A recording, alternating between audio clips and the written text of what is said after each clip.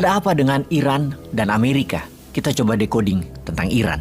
Kita ke sejarah Persia Iran yang memiliki anak bangsa Parsi atau suku Farsi. Di era modern wilayahnya adalah dari Pakistan, Afghanistan, Iran, utara Irak, hingga beririsan di Suriah dan Lebanon. Kita tidak perlu meluas sampai kekuatan Persia di abad ke-7 yang sampai Mesir dan Palestina. Nanti yang pro-Israel Yahudi pesek pada baper. Yang pro-Israel akan bawa cerita mundur sampai 5.000 tahun yang lalu mencari pembenaran dalil Israel adalah yang berhak atas tanah Palestina.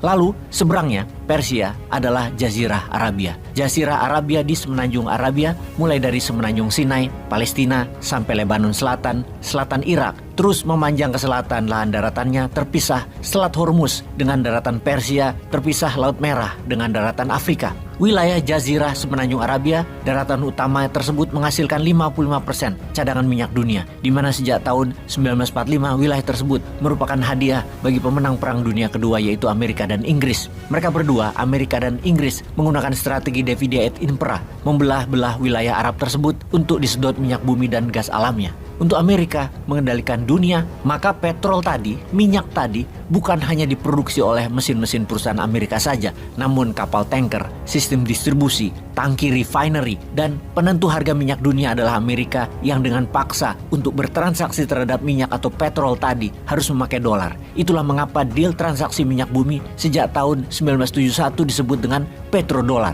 Dolar bukan saja sebagai alat bayar terhadap petrol, namun akhirnya dibuat jadi cadangan devisa semua negara. Lalu Amerika dan sekutunya menciptakan mesin yang haus petrol seperti mobil, motor, pesawat, kapal laut, dan lain sebagainya agar dunia kecanduan petrol. Amerika menciptakan dua hal yang membuat Amerika menjadi pengendali dunia, terutama bidang energi dan currency, menciptakan demand terhadap dolar, kemudian mengendalikan minyak bumi dunia. Untuk mempertahankan hegemoni Amerika di kawasan Jazirah Arabia dan Asia Barat, maka diciptakanlah pemimpin boneka yang taat pada kepentingan Amerika, atau bagi yang tidak taat bahkan melawan dicap teroris, boleh diperangi oleh Amerika dan dimusuhi oleh dunia. Rakyat sipilnya boleh dibantai. Untuk menjaga kawasan tersebut, Amerika membangun negara Israel. Di sini simbiosis mutualismenya terjadi. Israel perlu Amerika, Amerika perlu Israel. Israel, nation interest-nya adalah mendirikan negara apartheid Yahudi di tanah Palestina. Kepentingan Amerika adalah kendali minyak bumi dan gas selamanya di wilayah Asia Barat dan Semenanjung Arabia.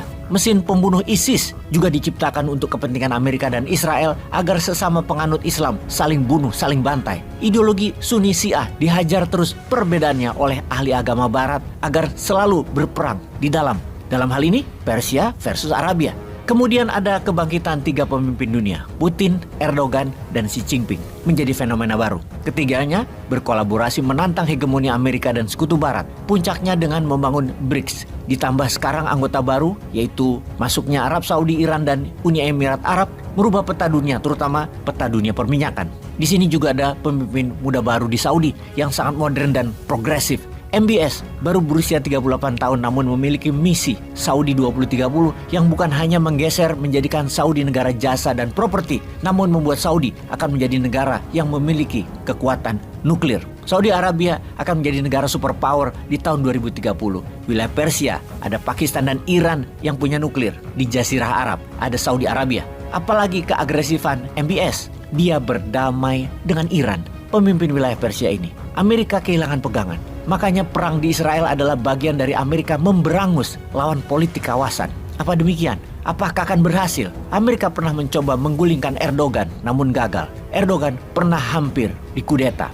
Upaya kudeta di Turki yang terjadi pada 15 Juli 2016, sebagian besar taruna muda militer yang menduduki jembatan Bosporus di Istanbul tersebut. Ribuan orang berkumpul di sana pada saat yang bersamaan, lalu tiba-tiba ada tembakan. 34 orang kehilangan nyawa. Setelah malam kudeta, setidaknya 16.000 taruna diberhentikan dengan dekrit. Surat perintah penangkapan dikeluarkan untuk 6.800-an taruna dan 352-nya menjalani hukuman penjara seumur hidup. Erdogan menuding kelompok yang dipimpin Fethullah Gulen yang kini eksil di Amerika serta operasi intelijen Amerika yang berada di balik upaya kudeta tersebut. Mengapa dengan pasti Erdogan mengatakan hal itu? Erdogan selamat karena Rusia membocorkan rencana kudeta itu setelah Rusia mengintercept data intelijen Amerika. Dan sejak saat itu Erdogan menyatakan perang terhadap Amerika. Contoh nyata baru-baru ini, langkah Turki menantang armada USS Gerald Ford di Laut Mediterania dengan membawa seluruh angkatan laut Turki latihan perang-perangan dengan peluru beneran adalah bukti dendam dan amarah Erdogan masih menyala.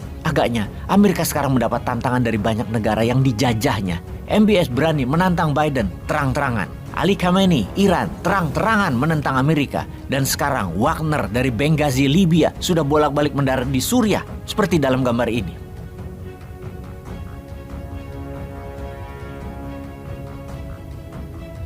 Juga seperti dalam video ini.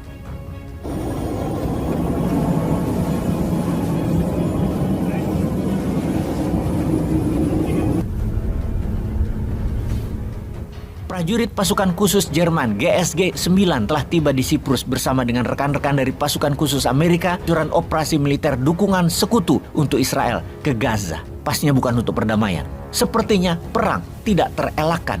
Indonesia harusnya mengambil peluang sebagai pengingat ketika Gold Rush penambang emas menyerbu sebuah wilayah untuk mencari peruntungan, maka yang kaya terlebih dahulu adalah mereka yang menjual sekop. Indonesia bisa kan jadi penjual dan memproduksi sekop untuk mereka. Paham nggak? Yaitu para elit yang lagi kampanye, yang lagi memperebutkan anggaran APBN 2024-2029 sama urusan sekop ini. Peace.